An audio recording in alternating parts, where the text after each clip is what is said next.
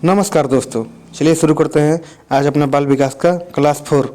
इससे पहले हम क्लास 3 करा चुके हैं, क्लास 2 भी करा चुके हैं, क्लास 1 भी करा चुके हैं। आपको देखना होगा, सब चैनल पर है, जाकर देख सकते हैं।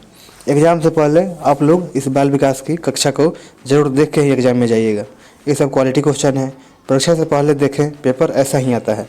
आप इसको अगर देख लेंगे तो इसी में से बहुत सारे क्वेश्चन आपको अपने एग्ज़ाम में देखने को मिलेंगे। चलिए वीडियो हम शुरू करते हैं बिना किसी देरी के। हमारा पहला क्वेश्चन आज का देखिए। पहला क्वेश्चन हमारा बोल रहा है, पहला क्वेश्चन कह रहा है, निम्न में से कौन सूक्ष्म गति कौशल का उदाहरण है? कौन सा सूक्ष्म गति कौशल का उदाहरण है निम्न में से?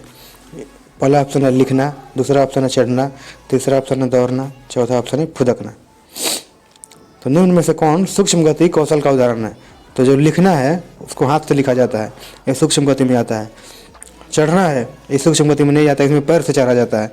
दौड़ना है, इसमें पैर से दौड़ते हैं, पूरा शरीर का इस्तेमाल होता है। फुदकना है, इसमें भी पूरा शरीर का इस्तेमाल होता है। इसलिए आपका सही आंसर जो होगा वो ऑप्शन ए हो जाएगा, क्योंकि इसमें लिखना है, क्योंकि जिसको हाथ से लिखते हैं। ये सूक्ष्म गति कौशल का एक उदाहरण है। आप जानते होंगे तो कमेंट में बताइएगा। क्वेश्चन नंबर 2 देखते हैं आज का। क्वेश्चन 2 कह रहा है, शारीरिक रूप से अक्षम बच्चों को सामान्यतः डैश होता है।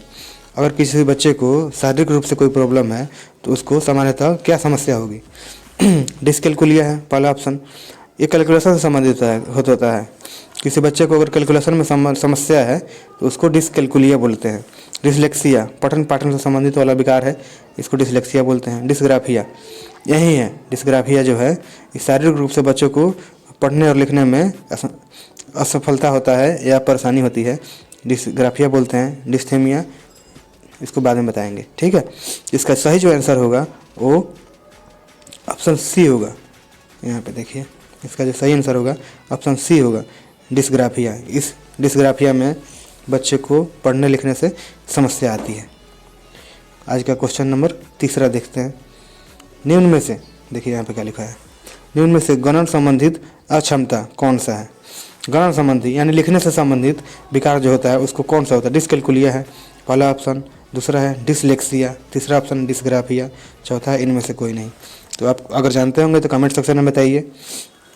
पहला ऑप्शन की बात करते हैं, डिसकैल्कुलिया। डिसकैल्कुलिया का मतलब होता है कि कैलकुलेशन से संबंधित। अगर आपको कैलकुलेशन में या मैथ में समस्या आ रहा है, उसको गणन संबंधित अवधारणा हम बोलते हैं। इसलिए इसका सही आंसर जो होगा वो डिसकैल्कुलिया हो जाएगा, ऑप्शन नंबर ए। अच्छा लग रहा होगा तो सब्सक्राइब कर दीजिएगा और शेयर कर दीजिएगा। आज का चौथा क्वेश्चन देखिए। चौथा क्वेश्चन कह रहा है, प्रतिभाशाली विद्यार्थी। अगर एक प्रतिभाशाली विद्यार्थी है तो उसके क्या लक्षण होते हैं? यही क्वेश्चन पूछ रहा है। ऑप्शन ए है, स्वभाव से अंतर्मुखी होते हैं, उनका स्वभाव जो होता है वो बढ़िया होता है। दूसरा ऑप्शन कह रहा है, अपनी आवश्यकताओं को सही से नहीं कह पाते हैं। ऐसा नहीं है, प्रतिभाशाली जो बालक होते हैं अपनी आवश्यकताओं को सही से कह पाते हैं। तीसरा ऑप्शन बोल रहा है, अपने निर्णय को आत्मनिर्भर होने देते हैं, यानी जो भी निर्णय लेते हैं वो अपने से ले लेते हैं। तो सबसे बढ़िया ऑप्शन यही लग रहा है। चौथा ऑप्शन है, शिक्षकों से स्वतंत्र होते हैं, मतलब शिक्षक से उनको कोई रुचि नहीं होती है। ऐसा बात नहीं है, शिक्षक से उनको रुचि होती है। तो पहला कट गया, दूसरा कट गया और तीसरा भी कट गया। इसका सही आंसर जो होगा वो ऑप्शन 4 होगा, नहीं ऑप्शन 3 होगा। ये वाला सही आंसर होगा, ठीक है। क्वेश्चन नंबर आज का 5 नंबर देखते हैं। अमन अकेडमी है, यही हमारा चैनल है, आप इसको सब्सक्राइब कर दीजिएगा जी, धन्यवाद। क्वेश्चन नंबर आज का 5 देखते हैं। क्वेश्चन 5 कह रहा है, एक बच्चा, यहाँ पे देखिए, एक बच्चा जो डैश से ग्रस्त है, यानी कोई बीमारी है उससे वो ग्रस्त है, वह 100 SAW को WS पढ़ता है और न्यूक्लियर को अनन्यूक्लियर में अंतर नहीं कर पाता है। कोई बच्चा है जिसको SAW अगर लिखा हुआ है तो वो उल्टा पढ़ता है, न्यूक्लियर को अनन्यूक्लियर में और अंतर नहीं कर पाता है, तो उसको कौन सा समस्या है? तो पहला ऑप्शन है शब्द जम्बलिंग विकार, यानी शब्द में उसको कोई समस्या है। दूसरा है डिसलेक्मिया, ये भी नहीं होगा। तीसरा है डिसमोर्फिया, ये भी नहीं होगा। चौथा है डिसलेक्सिया। डिसलेक्सिया जो बीमारी है वह बच्चे को पढ़ने में समस्या करता है और पढ़ने से संबंधित यह एक बीमारी है। इसलिए इसका जो सही आंसर होगा वो डिसलेक्सिया हो जाएगा, जो आपका ऑप्शन 4 में लिखा हुआ है। चलिए आज का छठा क्वेश्चन देखते हैं। छठा क्वेश्चन देखिए, छठा क्वेश्चन में लिखा हुआ है, विद्यालय में लिंग भेदभाव से बचने का सबसे आसान तरीका क्या हो सकता है। एक शिक्षक है, उसको लगता है कि लड़के और लड़कियां आपस में लिंग भेदभाव कर रहे हैं, उनसे अगर वो बचना चाहता है तो सबसे आसान तरीका उसके लिए क्या हो सकता है। पहला ऑप्शन में लिखा हुआ है, पुरुष और महिला शिक्षक की समान रूप से भर्ती करना। विद्यालय में अगर टीचर की भर्ती हो रही है तो पुरुष का उतना ही भर्ती हो जितना महिला का हो। ये तो ठीक बात है, लेकिन इससे बढ़िया ऑप्शन हमको देखना है। ऑप्शन बी कह रहा है, विद्यालय में लिंग भेदभाव से बचने के लिए नियम बनाना और उसे सख्ती से पालन करना। विद्यालय में अगर लिंग भेदभाव से बचने के लिए हम नियम बना देंगे कि लड़का इतना ही आएगा और लड़की अगर उससे ज़्यादा हो जाएगी तो लड़की नहीं आएगी, या लड़की अगर ज़्यादा आ रही है और लड़का कम आ रहे हैं, तो ये भी अच्छा बात नहीं है। इसे ऐसा भी हम लोग को नहीं करना है शिक्षक के नाते। ऑप्शन सी कह रहा है, संगीत प्रतियोगिता के लिए लड़कियों की अपेक्षा लड़कों की ज़्यादा भर्ती करना। ये भी ठीक नहीं है। अगर लड़कियों की अपेक्षा आप लड़कों की ज़्यादा भर्ती करेंगे तो इससे लड़कियों की मतलब उसको समस्या होगी, उसको लगेगा कि हमारे साथ भेदभाव हो रहा है। और ऑप्शन 4 में, ऑप्शन डी में जो लिखा हुआ है, शिक्षकों द्वारा उनके लिंग पक्षतापूर्ण व्यवहारों का संज्ञान। शिक्षक द्वारा बताया जाए कि नहीं, आप लड़की हैं तो आप भी किसी से कम नहीं हैं, अगर आप लड़के हैं तो आप भी किसी से कम नहीं हैं। दोनों को समान रूप से कहा जाए तो यह, इसलिए इसका सही आंसर जो होगा वो ऑप्शन डी हो जाएगा, जो यहाँ पे है। एक मिनट, इसका सही आंसर ऑप्शन डी हो जाएगा जो यहाँ पे लिखा हुआ है। ठीक है, आज का अपना 7वां क्वेश्चन देखते हैं। टोटल 8 क्वेश्चन है, इसको आप ज़रूर से एक पूरा देख लीजिएगा। देखिए 7 नंबर क्वेश्चन हमारा, देखिए 7 नंबर क्वेश्चन में बोल रहा है, विद्यालय में नियमित उपस्थिति के लिए वंचित बच्चों को प्रोत्साहित करने का निम्न में से कौन सा तरीका सर्वाधिक उपयुक्त होगा।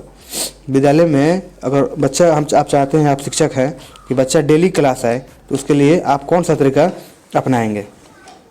पहला ऑप्शन है, बच्चों को विद्यालय आने की अनुमति न देने को कानूनी दंडनीय अपराध बना दिया जाए। अगर बच्चा कोई नहीं आता है स्कूल तो उसको हम दंडनीय अपराध बना दिया जाए। ऐसा बच्चा को दंड नहीं देना है, उसको बल्कि प्यार से समझाना है। ऑप्शन बी में लिखा हुआ है, विद्यालय द्वारा बच्चों को एकत्रित करने वाला एक व्यक्ति को नियुक्त किया जाए जो प्रतिदिन बच्चों को उनके घर से बुला के लाए। तो ऐसा तो संभव नहीं है कि एक व्यक्ति को अलग से नियुक्त किया जाए विद्यालय में। शिक्षक तो नियुक्त होते ही हैं, लेकिन अलग से एक व्यक्ति को नियुक्त करने का बोल रहा है जो सभी बच्चों को घर जाएगा और उसको बुला के लाएगा। ये भी बढ़िया बात नहीं है। ऑप्शन सी कह रहा है, बच्चों को आकर्षित करने के लिए प्रतिदिन 5 रुपये दिया जाए, कि प्रतिदिन आपको 5 रुपये मिलेगा और तो इसके बच्चा स्कूल तो आएगा लेकिन पढ़ाई में मन नहीं लगा पाएगा। उसको लगता है कि स्कूल हम जाएंगे 5 रुपया मिल जाएगा, लेकिन वो पढ़ना नहीं चाहेगा। और ऑप्शन 4 में देखिए, आवासीय विद्यालय खोलना, ये सबसे बढ़िया ऑप्शन है। ऑप्शन 4, अगर आवासीय विद्यालय खोल दिया जाएगा तो यहाँ पे बच्चे का जो परिवेश होता है पढ़ाई के लिए, सबसे बढ़िया चीज़ वातावरण होता है, और वातावरण अगर बढ़िया मिलेगा तो बच्चा बढ़िया से पढ़ना चाहेगा और उसको कोई भी समस्या नहीं होगा। इसलिए आपका सही आंसर जो होगा वो ऑप्शन डी हो जाएगा, जो यहाँ पे है ऑप्शन डी। ठीक है, आज का हमारा अंतिम क्वेश्चन देखिए। अंतिम क्वेश्चन से पहले आपको अच्छा लगा होगा तो सब्सक्राइब कर दीजिएगा। ठीक है, क्वेश्चन नंबर 8 देखिए, एनसीएफ 2005 के अनुसार बच्चे की गलतियाँ इस कारण महत्वपूर्ण होती हैं। बच्चा अगर गलती करता है तो उसको हम लोग महत्वपूर्ण मानते हैं। क्यों महत्वपूर्ण मानते हैं, यही पूछ रहा है। ऑप्शन ए में लिखा हुआ है, यह विद्यार्थी को उत्तीर्ण और अनुत्तीर्ण समूह में वर्गीकृत करने का एक महत्वपूर्ण उपकरण है।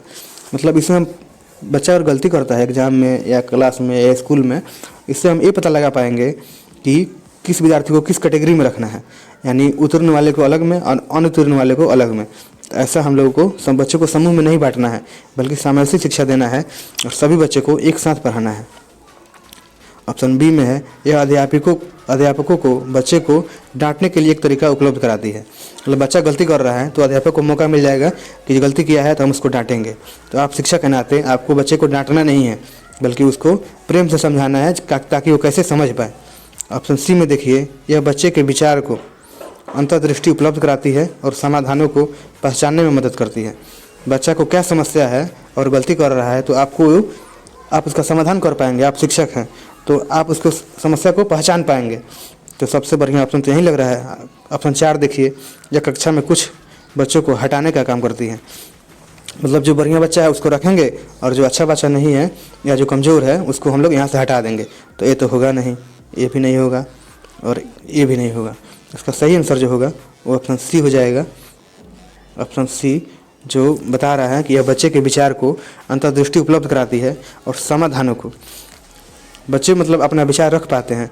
इससे बच्चे को क्या समस्या है वो अपना विचार उचित रूप से शिक्षक से कह पाते हैं और उनका समाधान हो पाएगा। और अच्छा से बच्चे को डरेगा स्कूल में, उसका समाधान नहीं हो पाएगा और समाधानों को पहचानने में शिक्षक को मदद मिलती है। तो सबसे बढ़िया ऑप्शन यही है। आज का यही था। अगर अच्छा लगा होगा तो लाइक कीजिएगा, सब्सक्राइब कीजिएगा।